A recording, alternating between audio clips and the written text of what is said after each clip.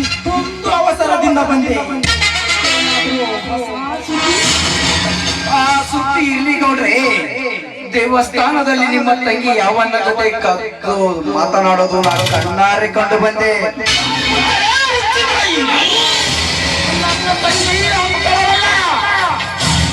ನೀನು ನನ್ನ ಆತ್ಮೀಯನೆಂದು ಬಿಟ್ಟಿದ್ದೇನೆ. ಇದೇ ಮಾತ ನೀನಾಡದೆ ಬೇರಾದರೂ ಆಡಿದ್ದರೆ ಇಷ್ಟೊತ್ತಿಗೆ ಅವರ ಹೆಣ ಸುಟ್ಟು ಕರಕಲಾಗುತ್ತಿತ್ತು.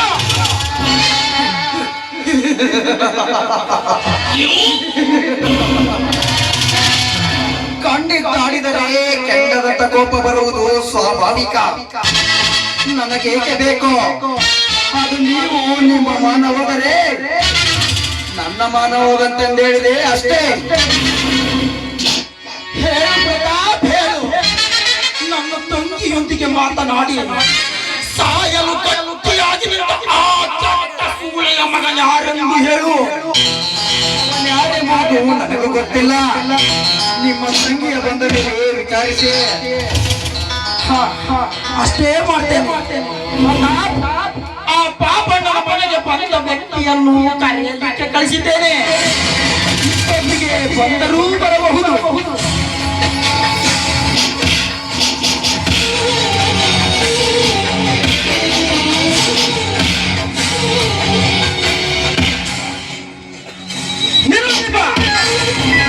ಎಲ್ಲಿಗೆ ಹೋಗಿದ್ದೆ?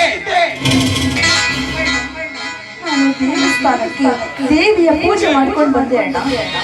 ದೇವಿಯ ಪೂಜೆ? ನಿನ್ನ ಮೀನಿನ ಪೂಜೆ? ಯಾಕಣ್ಣ ಹೀಗೆಲ್ಲ ಮಾತಾಡ್ತೀಯ? ಅಂತವಳೇನಣ್ಣ? ಹೌದು, ನೀನು ಅಂತವಳಲ್ಲ. ಇಷ್ಟು ದಿನ ನಾನಿಟ್ಟಂತಿದ್ದಾಳೆ ಎಂದು ನಾನು ತಿಳಿದಿದ್ದೆ. ಆದರೆ ನೀನು ನಿನ್ನ ದೇಹ ಸುಖಕ್ಕಾಗಿ ದೇವಸ್ಥಾನಕ್ಕೆ ಹೋಗುತ್ತೀಯಾ ಎಂದು ನಾನು ತಿಳಿದಿರಲಿಲ್ಲ.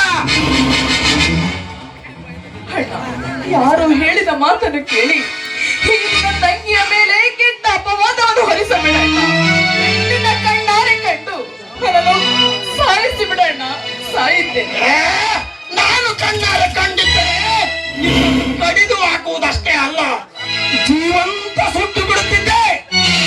ಹೇಳು, ಯಾರವನು? ಯಾರಣ್ಣ?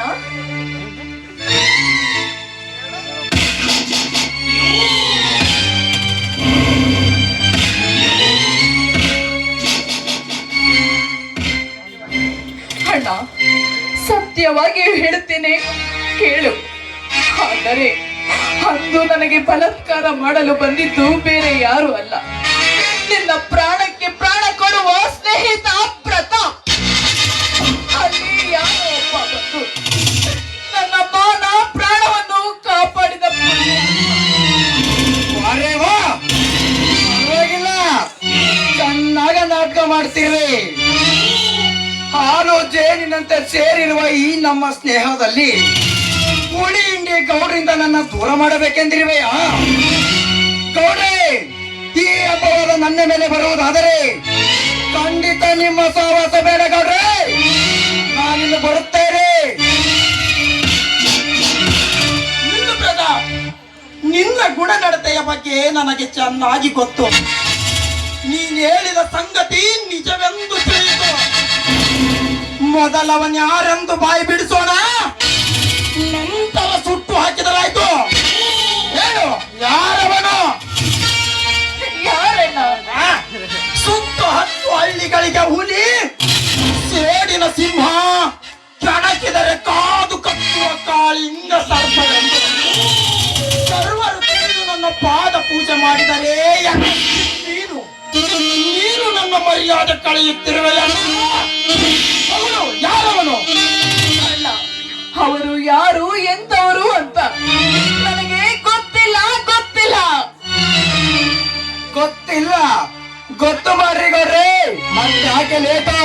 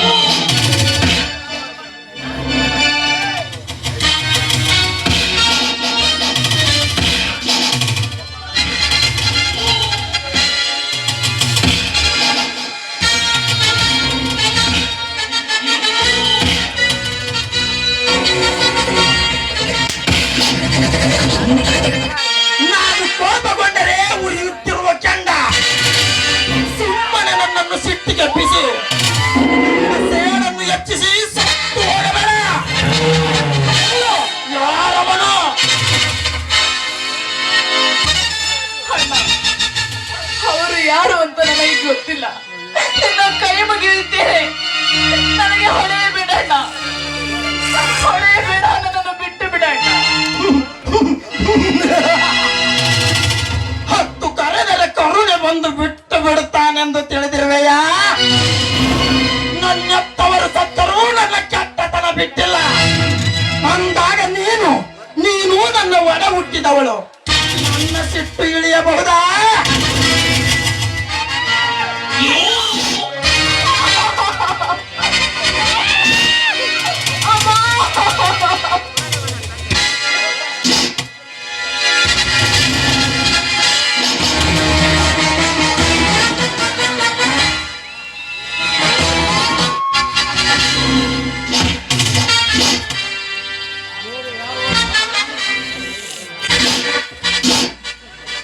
ಬೇರೆ ಯಾರು ಅಲ್ಲ ಗೌಡ, ನಾನೇ.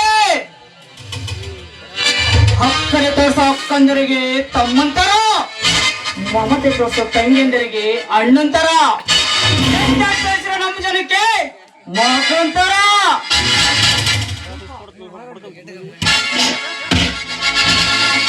ಸೀತಾ, ನೀನು ಒಳಗೆ ನಡಿ. ಲೇ, ಯಾರೋ ನೀನು? ನನ್ನ ಪರ್ಮಿಷನ್ ಇಲ್ಲದೆ ಈ ಊರೊಳಗೆ ಬಂದದ್ದಲ್ಲದೆ ಆ ಪಾಪಣ್ಣನ ಮನೆ ಬೀಗ ಮುರಿದು ಒಳ ಹೊಕ್ಕಿರುವೆಯಲ್ಲ, ಯಾರಲ್ಲ ನೀನು? ಅದೇ ಪಾಪಣ್ಣನ ಮಗನು.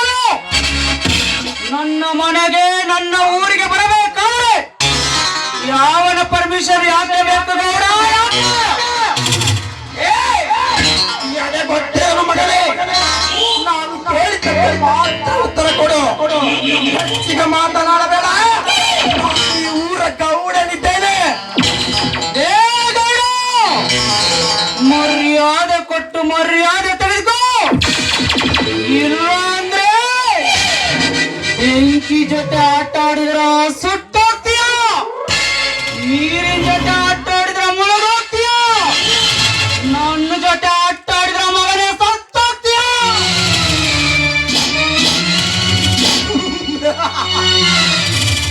ಲೇ ಕುಮಾರ, ನೀನು ಪಾಪಣ್ಣನ ಮಗನು.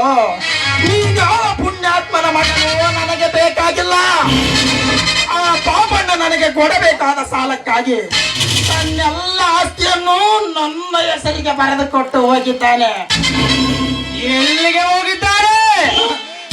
ಏನೋ ಗೊತ್ತು, ಅವನ ಮನಸ್ಸು ಎಲ್ಲಿಗೆ ಕರೆದೊಯ್ದಿದೆಯೋ ಅಲ್ಲಿಗೆ ಹೋಗಿರಬಹುದು.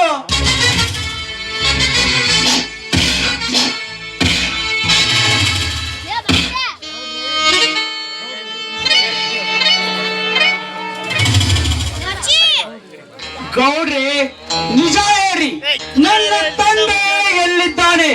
ಬೇಕಾದ್ರೆ ನನ್ನ ಆಸ್ತಿ ಪಾಸ್ತಿ ಎಲ್ಲ ನೀವೇ ತೆಗೆದುಕೊಳ್ಳಿ, ಆದರೆ ನನ್ನ ತಂದೆಯನ್ನು ನನಗೆ ತೋರಿಸಬೇಡ.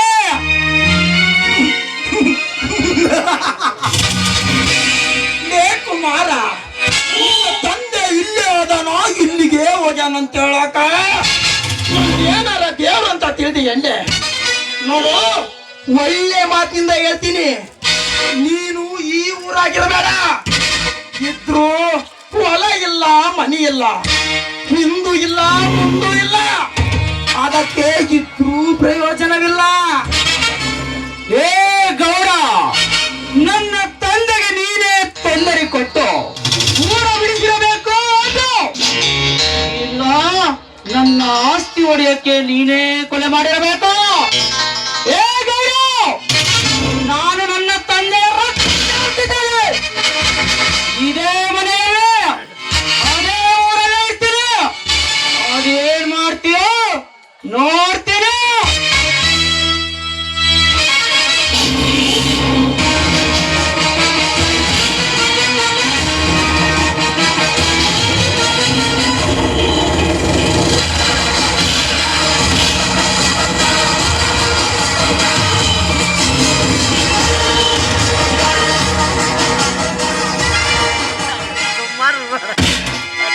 ನೋಡ್ತೀಯಾ?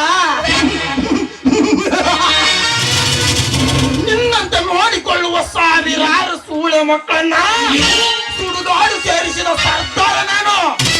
ನನ್ನನ್ನು ನೋಡ್ತೀಯಾ? ನೋಡು ನೋಡು.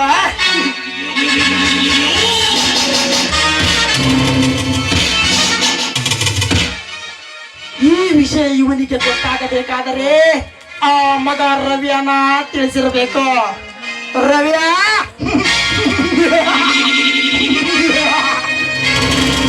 ನೀನು ಕೊಡಬೇಕಾದ ಹಣವನ್ನು ನಾನು ಕೊಡದಿದ್ದರೆ ನಿನ್ನ ಮೈ ಚರ್ಮವನ್ನು ಸುಲಿಯುತ್ತೇನೆ ಮಗನೇ.